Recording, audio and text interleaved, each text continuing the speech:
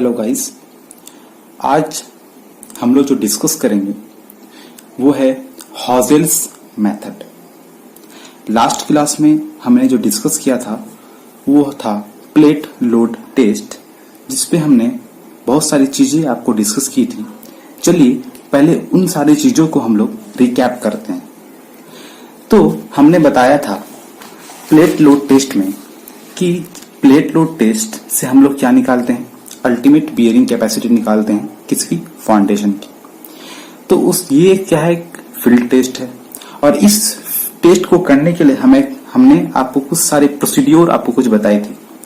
तो उन सारी चीजों को हम थोड़ा सा डिस्कस करते हैं। उसके बाद उसी से रिलेटेड हम उन सारी चीजों को लेकर आज हम हॉजेल्स मेथड को डिस्कस करेंगे। ओके, तो हमने बताया था कि प्लेट लोड टेस्ट कंडक्ट करने के लिए हम जिस जगह हमें बियरिंग कैपेसिटी निकालनी होती है वहां हम लोग गड्ढा खोदते हैं, एक पिट खोदते हैं, पिट बनाते हैं।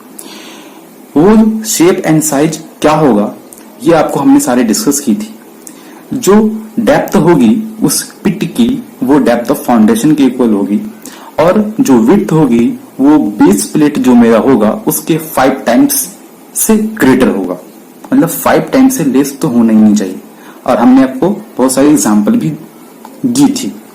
ओके, उसके बाद हमने उस टेस्ट को कंडक्ट करने के लिए हमने 2 मैकेनिज्म बताए थे। एक कि आप उस पे लोड एक हाइड्रोलिक जैक से भी लगा सकते हैं, दूसरा आप इस पे सैंड के बैग रखकर आप उसके ऊपर लोड लगा करके आप सेटलमेंट निकाल सकते हैं। आपको हमने डिस्कस किया था लास्ट क्लास में ये सारे फिगर के बारे में। ये प्लेट लोड टेस्ट के बारे में बताया था, ये आपका हाइड्रोलिक जैक था, ये आपका बेस प्लेट था, जो कि हमने आपकी सारी स्पेसिफिकेशन आपको बताई थी। अच्छा, इसके बाद हमने आपको 2 ग्राफ बताए थे, एक अर्थमेटिक स्केले बताए थे और एक सेमीलॉग स्केले बनाए थे। उसके बाद हमने 2 केस स्टडी डिस्कस की थी, एक क्ले सॉइल पे जो फुटिंग के साइज पे डिपेंड नहीं करता है, और दूसरी हमने डिस्कस की थी सैंडी सॉइल पे जो फुटिंग के साइज पे डिपेंड करता है, जिसपे हम लोग फुटिंग का अल्टीमेट बियरिंग कैपेसिटी निकाले थे। ओके, आज उसी से रिलेटेड आज हम लोग डिस्कस करेंगे हॉजेल्स मेथड। तो क्या कहता है हॉजेल्स? हॉजेल्स के अनुसार जो लोड कैरिंग कैपेसिटी है फाउंडेशन की वो डिपेंड करता है वो एरिया पे, पेरीमीटर ऑफ प्लेट, एरिया और पेरीमीटर दोनों प्लेट की पेरीमीटर और एरिया पे डिपेंड करता है, एंड प्रॉपर्टीज ऑफ सॉइल। तो क्या है, according to Housel's the load carrying capacity is function of area and perimeter of plate and properties of soil. Okay, मान लेते हैं, अब क्या है इसको हम आगे पढ़ते हैं। जैसे मान लेते हैं इफ क्यू, इसको क्यू ही मानिए आप, Q A1, A and P are ultimate load, area of plate and perimeter of the plate respectively. Q जो है अल्टीमेट लोड हम कहां से निकालेंगे? जैसे हमने यहां देखा था कि हमने जब लोड लगाया था तो जिस जगह पे ये फेल हो रहा था, कहां कैसे फेल हो रहा था, ये शियर फेलियर हो रहा था, तो वहां पे हम लोग क्या निकाल रहे थे, लोग अल्टीमेट प्रेशर निकाल रहे थे। तो यहाँ पे मेरा किलो न्यूटन पर मीटर स्क्वायर में था, जब हम उसको एरिया से मल्टीप्लाई करेंगे तो ये मेरा क्या आएगा, अल्टीमेट लोड में आएगा। ओके, तो ये आपका सपोज दैट ये क्यू जो है आपको, ये आपका अल्टीमेट लोड हो गया। Okay, and area of plate, जो हमने एरिया प्लेट लिया था, सपोज इसमें डिस्कस किया था हमने 30 सेंटीमीटर का स्क्वायर प्लेट लिया था, 30 क्रॉस 30 का स्क्वायर प्लेट लिया था, तो ये आपका area of plate and perimeter of plate. Okay, ये तो हॉजेल्स के अनुसार जो अल्टीमेट लोड है वो Q equal to A into M plus P into N. मतलब Q जो है अल्टीमेट लोड जो है वो फंक्शन है किसका, एरिया का और पेरीमीटर का फंक्शन है। यहाँ M और N क्या है, M एंड N जो है वो क्या है, प्रॉपर्टीज ऑफ सॉइल है। ठीक है, तो हम लोग इस टेस्ट को कंडक्ट करने के लिए हम लोग क्या करते हैं, 2 टेस्ट कंडक्ट करेंगे, जिससे हमें क्या होगा, M और N की वैल्यू पता चलेगी, मतलब हमें प्रॉपर्टीज ऑफ सॉइल पता करेगी।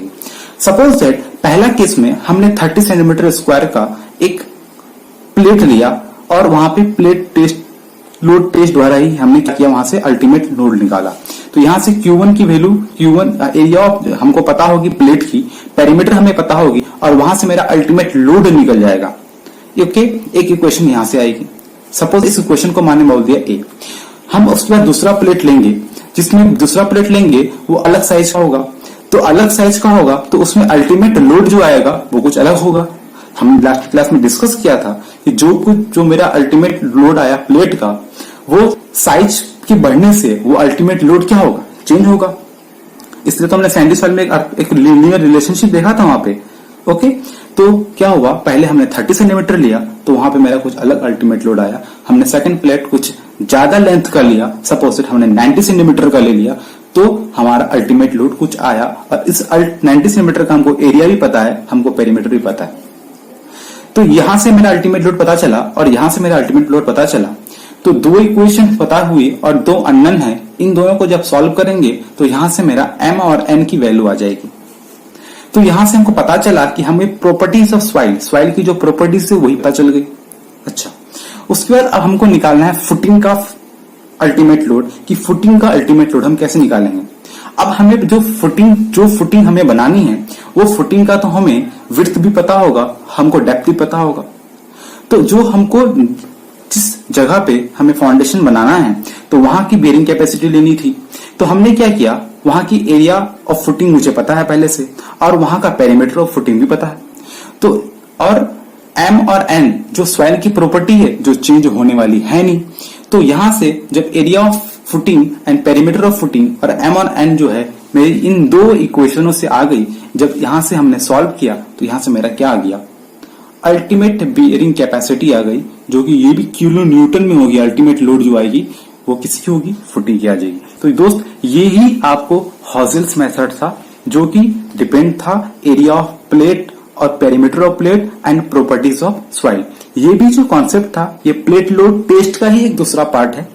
इसके नेक्स्ट वीडियो में मैं आपके साथ डिस्कस करूंगा जो आईएस कोड मेथड है, अलाउबल सेटलमेंट। हमने जो भी डिस्कस किया है, जो पहला लेक्चर हमने डिस्कस किया है पार्ट 1, वो आपको था शेयर के बेस पे। आज हमने डिस्कस किया हॉजेल्स मेथड। आपके नेक्स्ट लेक्चर में जो आपको डिस्कस करेंगे वो होगा आपको आईएस कोड मेथड, अलाउबल्स सेटलमेंट के द्वारा हम लोग जो बियरिंग कैपेसिटी निकालते हैं।